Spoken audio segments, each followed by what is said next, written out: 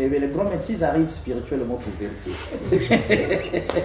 Faut que vous soyez prêts parce que des missiles spirituels peuvent être... C'est tout à fait normal. Ceux qui trouvent qu'ils peuvent venir, d'ailleurs, peut-être qu'ils sont... Ils ne viendront pas pacifiquement, ils viendront... Tout à fait. Tâter. Peut-être qu'ils étaient déjà même venus. Ah. Parce que quelqu'un ne peut pas présenter une telle œuvre sans que la nuit tu sois visité. Ah non, automatiquement, toutes les nuits. Ah, voilà. Donc, peut-être que celui qui vous parle, il a déjà été visité. C'est sûr. Donc, mesdames et messieurs, c'est une façon comme une autre. Le grand roi, dans son humilité, ne veut pas nous dire que 1001 personnes les plus calibrées que nous connaissons là, ayant vu l'arche, sont venues automatiquement et ont attaqué, mais en vain. Ils ont tout essayé, ça n'a pas marché, même les plus grands des francs-maçons. Alors, qu'est-ce qu'ils vont faire? Ils vont dire non, c'est un voyou, c'est un magicien, le plus grand des sorciers, le plus grand des francs-maçons. Parce qu'ils ne peuvent pas nous dire que nous avons été là-bas et nous nous sommes cassés la figure. Ça, ils ne peuvent pas dire. On aura compris. Mais grand maître, grand roi, pourquoi Nouvelle-Jérusalem? Nouvelle-Jérusalem sur l'arche en plus. Et puis, puisqu'il y a l'arche qui est là, pourquoi une arche là? Pourquoi Nouvelle-Jérusalem? Pourquoi avoir matérialisé ça? Et qu'est-ce que ça symbolise pour que tout le monde comprenne ce qui se passe chez nous au pays ici, au Congo-Brazzaville, à Pointe-Noire? Peut-être que nous sommes en train d'aller chercher en Inde, aux États-Unis, en Chine et ailleurs, ce qu'il y a chez nous-mêmes. Qu'est-ce que ça signifie et pourquoi Nouvelle-Jérusalem? Merci beaucoup, mon bien-aimé journaliste. Déjà, l'étoile polaire ne se trouve plus en Occident. Et l'étoile qui donne l'inspiration, l'étoile du Messie, l'étoile du Christ, s'était déjà déplacée en direction de l'Afrique. Et les illuminés en savent.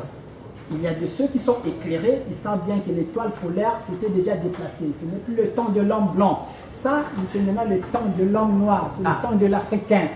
Voilà pourquoi Dieu, pour prouver aux yeux du monde qu'il a choisi l'Afrique, il a choisi ce pays-là qui est le Congo, le petit pays qui est représenté partout. Ce minuscule Congo-là. Voilà, c'est ce petit pays-là que l'Éternel vient faire le choix au milieu de cette Afrique centrale. Et donc, pour montrer, parce qu'en RDC, on vous dira que c'est au Zaïre, c'est là-bas où se trouve la chose. Oui, parce qu'ils sont plus grands que nous. Voilà. En Angola, on vous dira non, c'est nous les Angolais. Mais il faut donc quelque chose qui fasse la différence. Très bien. Voilà pourquoi l'Éternel me met à l'écart pendant des années pour matérialiser un signe qui sera présenté aux yeux du monde pour que l'humanité sache qu'aujourd'hui, Dieu qui avait quitté l'Afrique est encore revenu en Afrique. Et donc, c'est le temps où l'Africain, l'homme noir, va maintenant rentrer dans l'étape, dans la dimension de la matérialisation. Voilà pourquoi l'arche ici, c'est un vaisseau, c'est une navette spatiale qui a été matérialisée. Pourquoi une navette spatiale? C'est parce que le nouveau monde qui arrive, on ne va plus rouler dans des RAV4, dans des Prado, les voitures que nous connaissons aujourd'hui qui viennent pour clôturer comme l'ancien monde, le monde lunaire. Mais le monde à venir, ça sera des vaisseaux sur la Terre. Donc c'est le ciel qui descend sur Terre. Voilà pourquoi le premier vaisseau a été matérialisé. Et par un noir. Pas d'industrie, avec les mains. J'ai travaillé, on a travaillé, ça a pris 5 ans. Jérusalem, parce que c'est cette cité céleste-là qui se trouve dans le soleil qui devait descendre. La promesse qui se trouve dans la Bible, dont on l'a vu sous plusieurs révélations. Les maîtres ont vu la descente de la nouvelle terre, tout ça, ça parle de la même chose.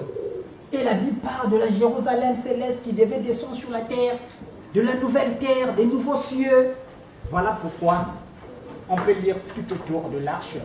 Il est écrit Nouvelle Jérusalem. C'est cette cité céleste qui est descendue sur la terre. Voilà pourquoi on commence à faire déjà cette matérialisation.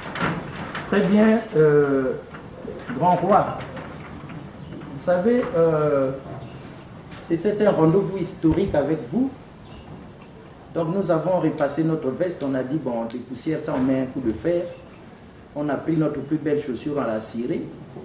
On dit, ça là c'est bien. Mais on arrive chez vous, le protocole nous dit, ici, normalement, on se déchausse avant d'entrer. Monsieur le journaliste, qu'est-ce que vous en pensez? Et nous avons répondu, si c'est normalement comme ça, donc nous aussi, on enlève. Et nous, on a enlevé. Mais après, on va vous demander des explications. Pourquoi tout le monde a abandonné ses chaussures là-bas avant de venir ici? C'est quoi cette histoire? Pour ne pas dire, c'est quoi ce cinéma? Merci beaucoup, mon bien-aimé journaliste. On peut appeler ça cinéma ou histoire, c'est pas grave. Mais juste pour la propriété même du milieu, la sainteté qu'émane le milieu, et même la solennité. Voilà, ça vous demande quand même de ne pas amener toute la saleté qu'on a ramassée par l'extérieur là-bas. Venir faire rentrer dans cette nuit. Donc c'est un symbole très fort que de se déchausser. Comme dans la Bible, Abraham, quand il est en face de l'Éternel, il se déchausse. Comme pour le respect de l'être suprême. Exact. Donc comment pour le respect de l'arche de l'Éternel qui se trouve dans cet endroit, on doit quand même prouver même ce que Dieu a fait descendre au milieu de nous. Mais on lui doit quand même du respect. On doit énormément de respect. Voilà pourquoi nous on a accepté. Merci beaucoup. Merci que l'Éternel vous bénisse. Amen, grand roi. Alors cela dit, mesdames et messieurs, vous qui nous aviez dit autre chose, là-bas on enlève les chaussures parce qu'on va peut-être voler notre âme, on va la vendre au diable et tout ça. Dieu lui-même dit à Moïse, enlève, ôte tes sandales là, parce que là où tu es là, c'est une terre sainte. Je suis là, moi Dieu, je suis là. Mais Moïse n'a pas réagi comme vous, pour dire c'est la sorcellerie, la magie, les démons, moi je garde mes sandales. Non. Après, où nous voulons du divin, du sacré, ou nous n'en voulons pas. Donc, si Dieu arrive et descend à notre rencontre, il y a des conditions. La moindre des choses pour nous, c'est de respecter ces conditions. Heureusement pour vous que homéostasie, la spiritualité des profondeurs, c'est dit, évitons les problèmes. Si le roi a dit, ici, et d'ailleurs le roi lui-même, il se déchausse, déjà, il est sacré, il est sur une terre sacrée, tout autour, c'est vous et nous les voyous, mais ici, cette parcelle, cette clôture est sacrée, et certainement avec une connexion avec le divin, on se déchausse. Il n'y a pas de sorcellerie là-dedans. Il n'y a pas un complot spirituel derrière. Sinon, qu'est-ce que vous allez dire des musulmans qui se déchaussent devant pour entrer dans la mosquée? Ça aussi, c'est le roi Amen qui a dit ça. Ou encore toute l'église kimbanguiste qui se déchausse avant d'entrer dans... Ça aussi, c'est le roi. Non.